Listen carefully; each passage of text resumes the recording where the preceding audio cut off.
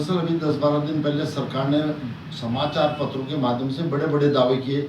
जन संघर्ष मोर्चा के अध्यक्ष एवं जीएमवीएन के पूर्व उपाध्यक्ष रघुनाथ सिंह नेगी ने पत्रकारों से वार्ता करते हुए कहा कि 10-12 दिन पहले सरकार ने दावा किया था कि विगत 2 वर्षों में 9.31 लाख लोगों को रोजगार दिया गया है, जो कि सच से कोसों दूर है तथा इस मामले में सरकार को श्वेत पत्र जारी करना चाहिए। श्री नेगी ने कहा कि सरकार बताए कि किस क्षेत्र में किन लोगों को रोजगार दिया गया है। ऐसा प्रतीत होता है कि सरकार द्वारा घंटाघर वाले दिहाड़ी मजदूर भी इसमें जोड़ दिए गए हैं कि हमने इन विगत 2 वर्षों में 9,31,000 युवाओं को रोजगार देने का काम किया। हमारा कहना है ये कौन सा रोजगार है, किस क्षेत्र में दिया गया, सरकार ये बताने का काम करे और इसमें श्वेत पत्र भी जारी करे कि ऐसे समय में जब प्रदेश के अंदर अधिकांश औद्योगिक इकाइयां बंद हो रही हैं, कई बंद होने के कगार पे हैं, तो आप ये कैसे दावा कर सकते हैं। मैं समझता हूँ सरकार ने उन आंकड़ों को भी शामिल कर लिया जो घंटा घर पे बेचारे दिहाड़ी मजदूरी वाले रोज खड़े रहते हैं, उन लोगों को भी शायद सरकार ने शामिल किया होगा ऐसे समय में। और इसके साथ साथ सरकार कहती है कि प्रति व्यक्ति आय जो है 2024-25 में 2,75,000 रुपये हो गई। आप बताइए, एक तरफ जहाँ हमारे प्रदेश का बेरोजगार युवा 7-8 हजार रुपये की नौकरी के लिए दर दर की ठोकरें खा रहा है, और आज अगर हम बात करें जीडीपी से लेकर के जो इसका कनेक्शन अगर हम इसमें जोड़ें तो 2,75,000 किस महीने में हो रही है। बहुत सोचनीय विषय है कि सरकार फर्जी आंकड़ों के आधार पर, और वो भी ऐसे समय में जब प्रदेश में कृषि घट रही है, औद्योगिक विकास घट रहा है, तमाम रोजगार के अवसर कम हो रहे हैं, ऐसे में प्रति व्यक्ति आय का बढ़ना निश्चित तौर पे फर्जी आंकड़े होना दर्शाता है। हमारा इसमें कहना है कि सरकार को धरातल पे काम करना चाहिए, धरातल पे आंकड़े बताने चाहिए कि हम किन क्षेत्रों में हमने सुधार किया है, किन क्षेत्रों में हम रोजगार दे रहे हैं। ये बड़ा चिंता का विषय है। इस तरह के बयानबाजी करके निश्चित तौर पे सरकार प्रदेश की जनता को भी गुमराह करिए और जो हमारा युवा है बेरोजगार उसको भी गुमराह करिए। इसमें हम सरकार से स्पष्ट तौर में प्रदेश की जनता की ओर से इसमें श्वेत पत्र की मांग करते हैं। जीडीपी क्या है? दरअसल जीडीपी की जहाँ तक बात करें, मैंने जो जीडीपी का उल्लेख किया है, प्रति व्यक्ति आय का उल्लेख किया है। जीडीपी किसी भी देश की हो चाहे प्रदेश की हो, उसकी आर्थिक संरचना होती है, चाहे उसमें हम औद्योगिक विकास की बात करें, रोजगार की बात करें, खनन के क्षेत्र की बात करें, जो मत्स्य है, पशुपालन है, उसके आधार पे सारे जो आंकड़े जुड़ते हैं, उसी के आधार पे जो सालाना जो प्रति व्यक्ति आय है एक, वो उसमें पूरा का पूरा ये होता है कि हमारी जीडीपी को अगर हम भाग दे देंगे जनसंख्या के, चाहे प्रदेश की जनसंख्या चाहे स्टेट की जनसंख्या, तब हमारा प्रति व्यक्ति आया था इसी के आधार पे। और ये सारे के सारे सरकार फर्जी आंकड़े दिखा करके प्रदेश की जनता को गुमराह करी। इसमें ये हाँ, ये थोड़ी सी वीडियो इसी में बनेगा। ये बेरोजगार के हितों को लेकर के बहुत बड़ा सवाल है, और जब तक हम इन सारी चीज़ों को विस्तृत रूप से इनको चर्चा नहीं करेंगे, जब तक हम पूरा का पूरा। उत्तराखंड एसटीएफ के साइबर थाना कुमाऊं परिक्षेत्र पुलिस द्वारा डिजिटल अरेस्ट के सरगना को आगरा उत्तर प्रदेश से गिरफ्तार कर लिया गया है। पीड़ित को व्हाट्सएप, स्काइप ऐप से कॉल कर मनी लॉन्ड्रिंग से संबंधित केस में फंसाने की धमकी देकर अलग अलग खातों में धनराशि जमा कराई गई थी। प्राप्त जानकारी के अनुसार पीड़ित को लगभग 18 दिनों तक एक ही कमरे में वीडियो ऑडियो कॉल के माध्यम से डिजिटल अरेस्ट यानी बंधक बनाकर रखा गया था, जिस दौरान पीड़ित को किसी से संपर्क नहीं करने हेतु दबाव बनाया गया था। इस पूरे प्रकरण की गंभीरता को देखते हुए वरिष्ठ पुलिस अधीक्षक एसटीएफ उत्तराखंड के दिशा निर्देशन में विवेचना अरुण कुमार, प्रभारी निरीक्षक cyber crime police station Kumaon परिक्षेत्र रुद्रपुर के सुपुर्द की गई। इस मामले में गिरफ्तार व्यक्ति का नाम अमन कुशवाहा पुत्र विनोद कुशवाहा, निवासी मंगलेश्वर ताल के पास गोकुलपुरा थाना लोहा मंडी जनपद आगरा उत्तर प्रदेश बताया गया है। वहीं इस पूरे मामले को लेकर वरिष्ठ पुलिस अधीक्षक एसटीएफ उत्तराखंड श्री नवनीत सिंह द्वारा जनता से अपील की है कि वे किसी भी प्रकार के लोग लुभावने अफसरों, फर्जी वेबसाइट, धनराशि दोगुना करने व टिकट बुक करने वाले अनजान नंबर अफसरों के प्रलोभन में न आए। उन्होंने बताया कि फोन पर यदि कोई अनजान व्यक्ति स्वयं को पुलिस अधिकारी, वकील, न्यायिक अधिकारी बताता है तो उसकी बातों पर भरोसा न करें। उन्होंने बताया कि वित्तीय साइबर अपराध घटित होने पर तुरंत 1930 नंबर पर संपर्क करें। जन कल्याण सेवा मंच गोचर चमोली द्वारा महान क्रांतिकारी अमर शहीद चंद्रशेखर आजाद की पुण्यतिथि पर सभा आयोजित करके उनके चित्र पर पुष्प भेंट कर श्रद्धांजलि अर्पित की गई।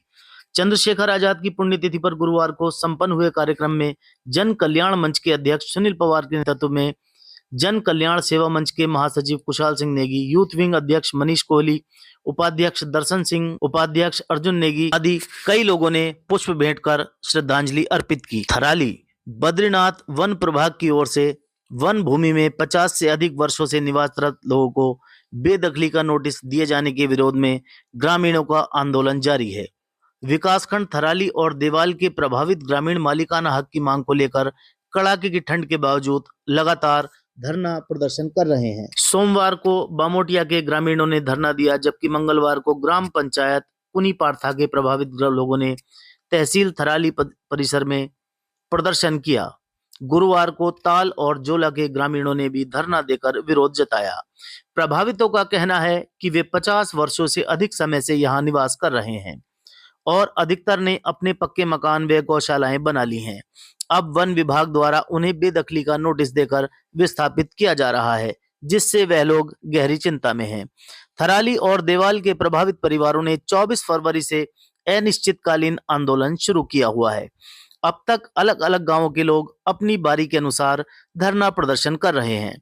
वहीं 24 जनवरी बामोटिया, 25 फरवरी कुनी पारथा, 27 फरवरी को आज जोलाताल, 1 मार्च स्वाड़, 2 मार्च को चौड़, 3 मार्च हाट कल्याणी, 8 मार्च पूरे क्षेत्र के प्रभावितों द्वारा जुलूस प्रदर्शन किया जाएगा। वहीं प्रभावित ग्रामीणों ने चेतावनी दी है कि अगर प्रशासन ने उनकी मांगों पर ध्यान नहीं दिया तो आंदोलन को और तेज किया जाएगा। Uttar Pradesh Bijnor electronic and print media परिषद पंजीकृत के अध्यक्ष विश्वास द्विवेदी ने एक वक्तव्य जारी किया है। उत्तर प्रदेश सरकार को पत्र लिखकर विदुर की धरती बिजनौर से होकर गंगा एक्सप्रेसवे निकाले जाने के संबंध में एक पत्र जारी किया है। इस पत्र के अनुसार गंगा उत्तराखंड से निकलकर उत्तर प्रदेश के बिजनौर जनपद में प्रवेश करती है।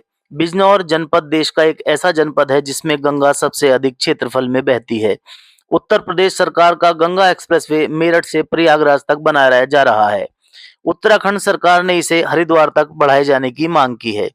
वहीं बिजनौर की धरती से महाभारत और रामायण का इतिहास का गहरा संबंध है। रामायण काल में बिजनौर के राजा सुदास का शासन था।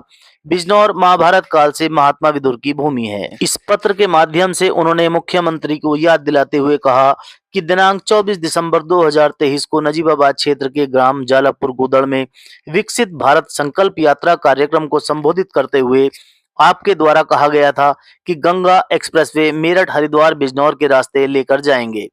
आप ही के प्रयासों से विदुर कुटी का भी पुनरुद्धार किया गया है। बिजनौर जनपद में चीनी मिल के अतिरिक्त कोई प्रमुख उद्योग है? यदि वह गंगा एक्सप्रेसवे बिजनौर होकर हरिद्वार जाता है तो इससे बिजनौर के विकास के रास्ते खुलेंगे। बिजनौर वासी चाहते हैं कि गंगा एक्सप्रेसवे विदुर कुटी बिजनौर जैसे महत्वपूर्ण स्थल से होकर हरिद्वार जाए। जनपद बिजनौर को गंगा एक्सप्रेसवे से जोड़ा जाना अति आवश्यक है। आज की महत्वपूर्ण खबर, उत्तराखंड देहरादून से बागेश्वर के लिए कल से हवाई सेवा शुरू होने जा रही है। बागेश्वर से देहरादून आने वाले लोग शुक्रवार 28 फरवरी से इस हवाई सेवा का आनंद ले सकेंगे। राजधानी देहरादून से पंतनगर, देहरादून से श्रीनगर, देहरादून से उत्तरकाशी और देहरादून से पिथौरागढ़ के लिए हवाई सेवा चल रही है, लेकिन अब बागेश्वर से देहरादून और देहरादून से बागेश्वर की सेवा भी शुरू हो जाएगी। इतना ही नहीं, अभी तक देहरादून से हल्द्वानी जो हवाई सेवा दिन में एक बार चल रही थी, उसको अब बढ़ाकर 2 बार कर दिया गया है। भिक्षावृत्ति की दलदल में फंसे बच्चों को बाहर निकालने के लिए मुख्यमंत्री धामी की मुहिम रंग ला रही है। इस मुहिम को धरातल पर लाने के लिए जिलाधिकारी देहरादून जी जान से जुटे हुए हैं। जिलाधिकारी के प्रयासों से मासूम बच्चों को एक नई दिशा मिलती दिखाई दे रही है और जिलाधिकारी सविन बंसल इस क्षेत्र पर तेजी से कार्य कर रहे हैं। वहीं माइक्रो प्लान के तहत तैयार किए गए राज्य का पहला आधुनिक इंटेंसिव केयर शेल्टर से जहां भिक्षावृत्ति में लिप्त बच्चों को रेस्क्यू कर आखर ज्ञान के साथ ही तकनीकी ज्ञान तथा संगीत एवं गतिविधि के माध्यम से मुख्य धारा से जोड़ा जा रहा है। साधुराम इंटर कॉलेज में भिक्षावृत्ति के मुक्त किए गए बच्चों को अन्य बच्चों की भांति मुख्य धारा से जोड़ने के लिए मॉडल इंटेंसिव केयर शेल्टर को युद्ध स्तर विकसित किया जा रहा है, जिसमें बच्चों के शैक्षणिक एवं कौशल विकास को विकसित करने हेतु स्वयंसेवी विशेषज्ञों द्वारा बच्चों के सर्वांगीण विकास में योगदान दिया जा रहा है। वहीं संगीत कक्ष स्थापित करते हुए उपकरण को संजोया गया है। उक्त आधुनिक इंटेंसिव केयर शेल्टर का उद्देश्य इन बच्चों को शैक्षिक विकास हेतु रुचि उत्पन्न कराने हेतु आदर्श वातावरण तैयार करके शिक्षा की मुख्य धारा से जोड़ने का कार्य किया जा रहा है।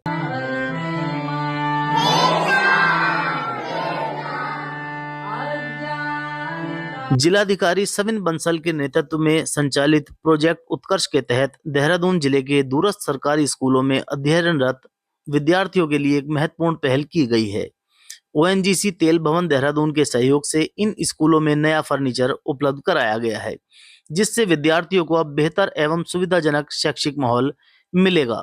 अब तक राजकीय inter college Kunna Dagura Kalsi, PM Shri Atal उत्कृष्ट राजकीय इंटर कॉलेज कालसी, अटल उत्कृष्ट राजकीय इंटर कॉलेज चक्राता एवं राजकीय इंटर कॉलेज सावड़ा चक्राता देहरादून में कुल 335 टेबल एवं कुर्सियां वितरित की जा चुकी हैं। इस पहल से सैकड़ों विद्यार्थियों को आरामदायक और अनुकूल शैक्षिक वातावरण प्राप्त होगा, जिससे उनकी शिक्षा की गुणवत्ता में सुधार होगा। इस महत्वपूर्ण पहल को ओएनजीसी तेल भवन देहरादून एवं मुमकिन है डेवलपमेंट फाउंडेशन देहरादून के संयुक्त प्रयासों से साकार किया जा रहा है। इन संस्थानों का सहयोग यह सुनिश्चित कर रहा है कि सरकारी स्कूलों में पढ़ने वाले बच्चों को आवश्यक संसाधन उपलब्ध कराए जाएं, जिससे वे गुणवत्ता शिक्षा प्राप्त कर सकें। जिलाधिकारी के इस महत्वाकांक्षी प्रोजेक्ट में हुडको द्वारा स्कूलों में पठन पाठन व्यवस्था हेतु आधुनिक उपकरण एलईडी के लिए 2.5 के कार्य प्रोसेस में हैं, जबकि ओएनजीसी 1.5 करोड़ के फर्नीचर एवं उपकरण में सहयोग कर रही है।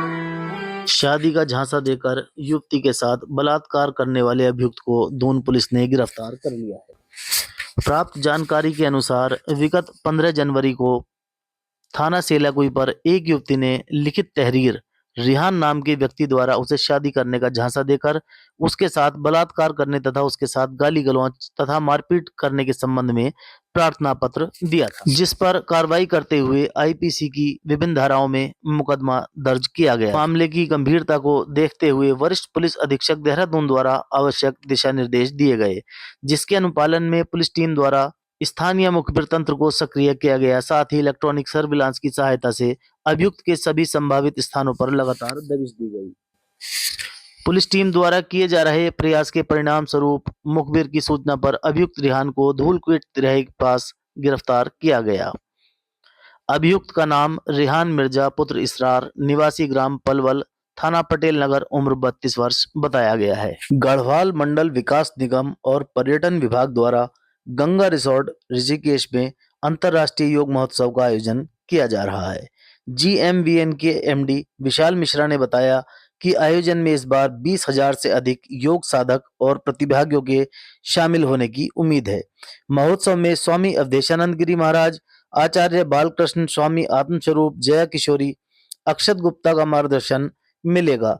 इसके साथ ही प्रतिदिन शाम को होने वाले सांस्कृतिक समारोह में इंडियन ओशियन, प्रेम जोशुआ, ज्योति नूरान, नरेंद्र सिंह नेगी और उत्तराखंडी लोक नृत्यों की प्रस्तुति होगी। इसके साथ ही अलग अलग सत्रों में ग्रैंड मास्टर अक्षर, योगी अभिषेक सोती, योगिनी उषा माता, डॉक्टर लक्ष्मी नारायण जोशी, डॉक्टर अर्पिता नेगी, योगिनी उर्मिला पांडे और मेघा चौधरी भी लेक्चर देंगी। प्रतिदिन देश विदेश के योगाचार्यों द्वारा साधकों और योग प्रतिभागियों को योगाभ्यास कराए जाएंगे। ऋषिकेश में 1 मार्च से 7 मार्च के बीच होने जा रहे अंतर्राष्ट्रीय योग महोत्सव में धर्म, आध्यात्मिक और योग जगत के जाने माने गुरुओं और योगाचार्य का भी सानिध्य मिलेगा। योग महोत्सव का उद्घाटन मुख्यमंत्री पुष्कर सिंह धामी के द्वारा किया जाएगा।